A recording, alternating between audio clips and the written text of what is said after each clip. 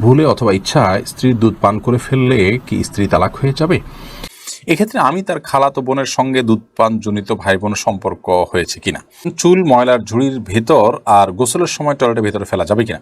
মোহাম্মদ আলী আপনি লিখেছেন, আমি যখন ছোট তখন একবার আম্মু ও আমার খালা একসাথে ঘুমিয়েছিলেন। ঘুম থেকে উঠে দেখেন আমি আমার খালার কোলে আর খালাতো বোন আমার আম্মুর কোলে।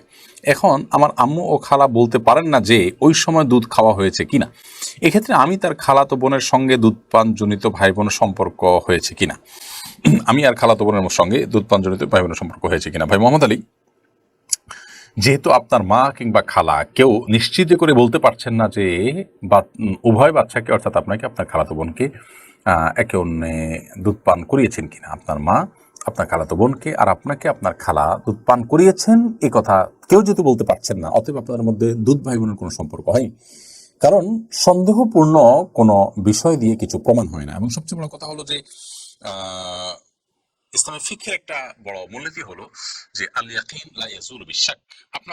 আপনাদের মধ্যে কোনো দুধ সম্পর্ক ছিল না, এটা নিশ্চিত।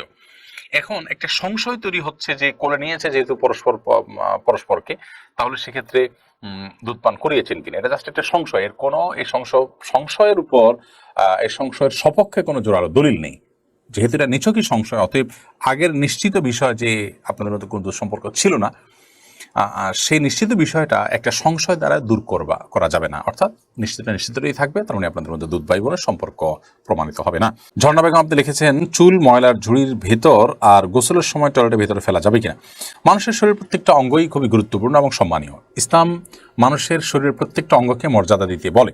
আল্লাহ সুবহানাহু ওয়া তাআলা বলেছেন, ওয়ালাকাদ কাররামনা বানি আদম, আমি আদম সন্তানকে অর্থাৎ মানুষদেরকে মর্যাদা দিয়েছি, সম্মানিত করেছি। অতএব মানুষের শরীরের কোনো অঙ্গ, চুল, গোপ অথবা আপনার দাড়ি কিংবা আপনার নখ, এগুলো নোংরা জায়গায়, ময়লা জায়গায় ফেলাটা অনুচিত। কিন্তু এটা ফেললে যে কোনো বড় গুনাহ হবে এরকম না, কিন্তু অনুত্তম এবং অনুচিত পর্যায়ের গুনাহ। সেক্ষেত্রে এগুলোকে আমরা একত্র করে মাটিতে যেমন পুঁতে ফেলতে পারি বা মাটিতে ফেলে দিলাম, মাটির সাথে মিশে গেল, সেটা হতে পারে, কিন্তু খুব নোংরা বা ময়লার সাথে সেটা ফেলাটা অনুচিত কাজ। আরমান হুসাইন আপনি ইউটিউব চ্যানেল থেকে প্রশ্ন করেছেন, ভুলে অথবা ইচ্ছায় স্ত্রীর দুধ পান করে ফেললে কি স্ত্রী তালাক হয়ে যাবে? দেখুন, ভুলে বা ইচ্ছাকৃতভাবে যদি কোনো স্বামী তার স্ত্রীর দুধ পান করে ফেলে, তাহলে তার কারণে তাদের বৈবাহিক সম্পর্ক নষ্ট হবে না। এটি বিশুদ্ধতর মত এবং এটি জমহুর উলামা ইকরামের মত। কেউ এর ব্যতিক্রম বলেছেন, কিন্তু সেটি আসলে গ্রহণযোগ্য নয়। অতএব স্বামী যদি স্ত্রীর স্তনে মুখ দিয়ে দুধ পান করে ফেলেন ভুলে, তাহলে তার কারণে তাদের স্বামী স্ত্রীর সম্পর্ক নষ্ট হবে না। নবী করিম সাল্লাল্লাহু আলাইহি ওয়াসাল্লাম বলেছেন, ফাইন্নামার রাদাআতু মিনাল মাজাআহ। অন্য হাদিসে আসছে, লা রাদাআ ইল্লা ফি সানাতাইন আও কামা ক্বালা আলাইহিস সালাতু ওয়াস সালাম। 2 বছরের বাইরে গেলে যদি দুধ পান করানো হয়, সে দুধ পান করানোর ভিত্তিতে হারাম হওয়ার সম্পর্ক সাব্যস্ত হবে না। এবং এ বিষয়ে দুরুল মুখতারের মধ্যেও স্পষ্ট ফতোয়া রয়েছে। এবং প্রয়োজন ছাড়া আপনার একজন মানুষ অহেতুক কর্মকাণ্ড থেকে যথাসম্ভব, বিশেষ করে যেখানে নানা রকমের রিস্ক আছে, নানা রকমের আপনার সুবিধা অসুবিধার দিক সেখানে চলে আসতে পারে, এই ধরনের বিষয়ে মানুষ যথেষ্ট সাবধান এবং সচেতন হতে হবে।